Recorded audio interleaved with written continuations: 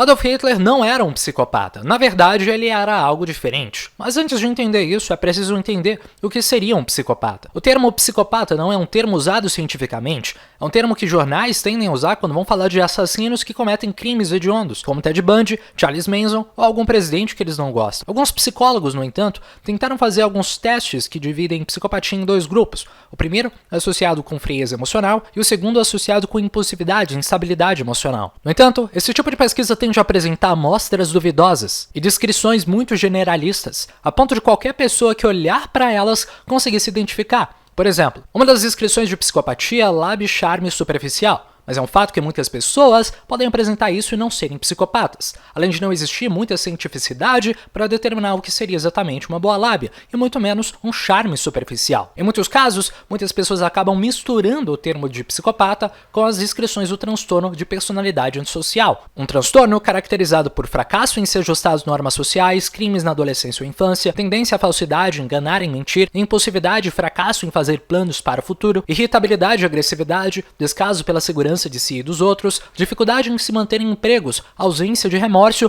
e várias outras características que também podem ser usadas para definir um garoto adolescente de 14 anos de idade que ainda assiste animes e bate uma pra hentais. Você é um psicopata, não é? Eu sei. Seu degenerado. Mas o fato aqui é dizer como essas descrições são generalistas demais, e alguns cientistas até discordam que muitos desses transtornos, não só de personalidade antissocial, mas de todos aqueles que psicólogos tanto falam, sejam reais de verdade, uma vez que eles podem, na verdade, ser descritos por 5 traços de personalidade. A psicopatia, em especial, parece se relacionar com baixos níveis de agradabilidade, um traço que é mais comum em mulheres e que normalmente prediz a empatia, a compaixão e a conformidade com as normas sociais. Algumas pesquisas mostram como esse traço tem correlação com mulheres escolherem áreas mais voltadas ao cuidado humano, como enfermagem, psicologia e atendimento às pessoas, enquanto homens que apresentam baixa agradabilidade, na sua maioria, preferem áreas que sejam mais voltadas ao status social, manipulação de objetos e competitividade, como engenharia, matemática e esportes. Além disso, tanto psicopatas quanto antissociais são caracterizados pela dificuldade de manter compromissos a longo prazo e fazer planos para o futuro, o que também se relaciona com um traço de conscienciosidade, que é ligado com a organização e sacrificar o agora em prol do depois. Psicopatas teriam assim tantos baixos níveis de agradabilidade quanto de conscienciosidade, fazendo eles não se importarem com as normas sociais e não se importarem com as consequências das suas ações no futuro. E agora a questão é como isso se relaciona com Adolf Hitler. Uma vez que Hitler tenha sido conhecido como orquestrador dos campos de concentração e da morte de milhões de judeus, pode ser bem fácil imaginar ele como um sujeito de baixíssima agradabilidade, não é mesmo? Bem, uma das coisas que prediz a agradabilidade e empatia é um neurotransmissor chamado ocitocina. A ocitocina é o mesmo neurotransmissor que um bebê e sua mãe têm um pelo outro durante a amamentação. É o mesmo hormônio que aparece também quando estamos socializando, em especial com alguém que nós gostamos e sentimos grande apreço. Mas, eis um grande porém. A ocitocina não se ativa para qualquer pessoa. Na verdade, ela só ativa para pessoas que acreditamos ser semelhantes a nós mesmos, de alguma forma. Ou seja, a mãe só sente ocitocina, amor e carinho pelo bebê porque ela sabe que ele é dela. E você só gosta da sua namorada ou namorado porque provavelmente acreditam ter alguma coisa em comum. Hitler era um nacionalista, ele tinha grande orgulho pelo povo alemão. Todos os seus discursos apresentavam isso, seu próprio livro é repleto de saudosismos à sua pátria, e ele era conhecido exatamente por ser bastante agradável com as outras pessoas. Todavia, todo esse mesmo apreço que ele tinha por quem achava ser semelhante era contrastado por aqueles que ele não via como iguais, nesse caso, os judeus. Por isso, é fato afirmar que pessoas com alta agradabilidade não são empáticas e agradáveis com todo mundo,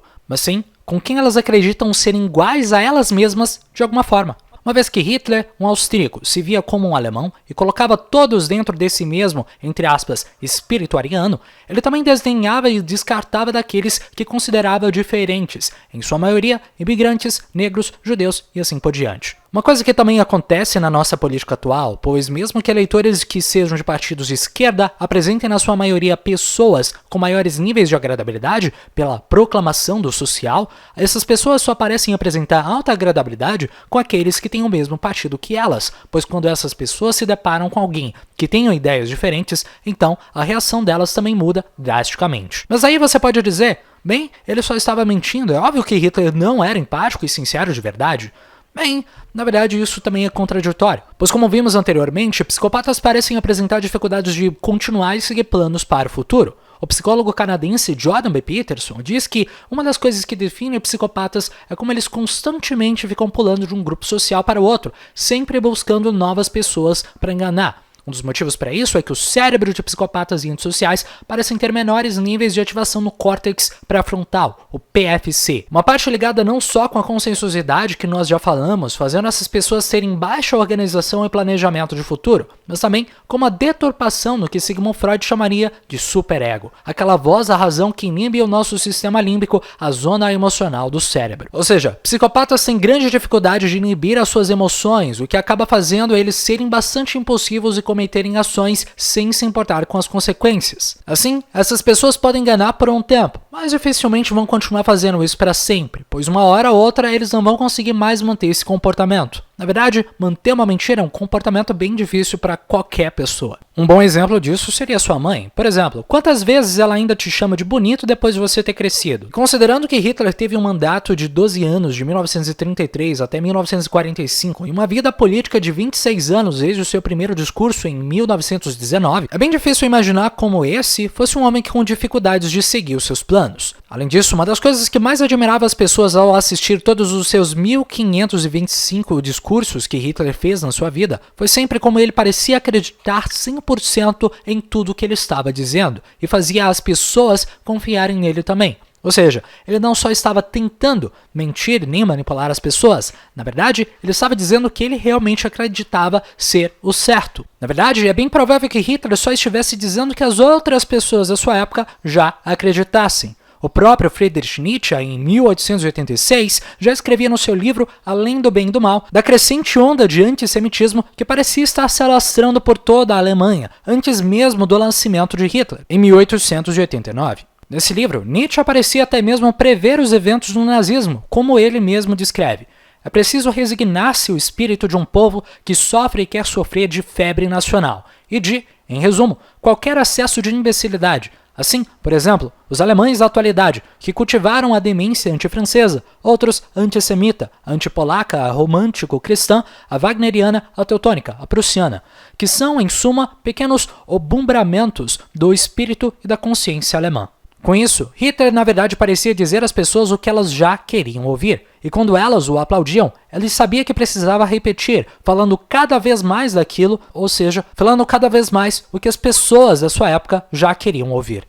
Além do conteúdo antissemita, Hitler constantemente dizia como as pessoas deveriam ajudar umas às outras, fossem pobres ou ricas, e como a Alemanha não poderia sobreviver se não fosse por um plano bem construído. Todas essas coisas nos fazem imaginar como Hitler, apesar de antissemita, não se enquadraria nas definições de psicopatia, uma vez que ele parecia ter tanta autoagradabilidade quanto alta conscienciosidade. Então, o que explicaria seus crimes? Essa é a parte mais interessante, pois como vimos anteriormente, a alta agradabilidade pode ser um problema quando ela te faz considerar somente aquelas pessoas que você acreditam ser semelhantes a você.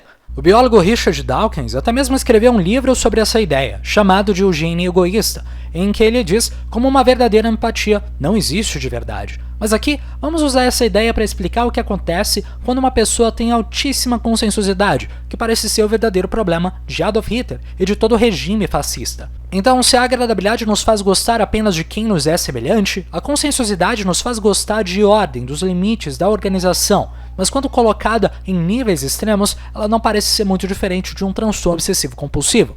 Isso é, pessoas com 99% no percentil de conscienciosidade podem ser fissuradas por controle, ordem, limpeza e em categorizar as coisas. Somado com alta abertura às experiências, um traço que prediz a criatividade do qual Hitler obviamente tinha, como mostra o seu desejo de ser um artista, podemos imaginar que essas pessoas gostem não só de ordem física, como também de uma ordem mental, separando e limpando não apenas os objetos físicos, como também categorias abstratas, como pessoas e ideias.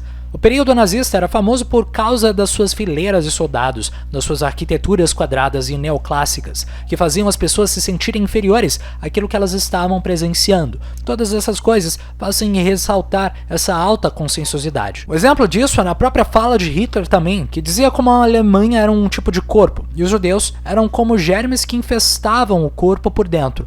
Pessoas com toque tendem a ter um grande medo de germes e por isso gostam de deixar tudo separado para não serem infectadas. Hitler não só tinha esse medo de uma forma mental, como também uma forma física, uma vez que as suas empregadas diziam como ele se banhava até mesmo 6 vezes no mesmo dia, e como evitava pegar muito na mão das pessoas por medo de alguma infecção. Além disso, uma das primeiras coisas que Hitler fez ao chegar no poder na Alemanha era exatamente dedetizar as fábricas de morcegos, ratos e insetos, usando um composto chamado ácido cianídrico, ou cianeto de hidrogênio. Logo depois da guerra estourar, esse composto foi chamado de Zyklon B e foi usado no extermínio em massa nos campos de concentração nazista, mostrando essa relação que Hitler tinha em ver os judeus como pragas que precisavam ser exterminadas. Se você quiser saber mais sobre a personalidade de Adolf Hitler e do nazismo, eu recomendo aqui para você o Arquitetando a Mente. Hoje nós temos um vídeo com 20 minutos adicionais falando mais da biologia, da neurociência e dos dados históricos usados aqui nesse vídeo. Além disso,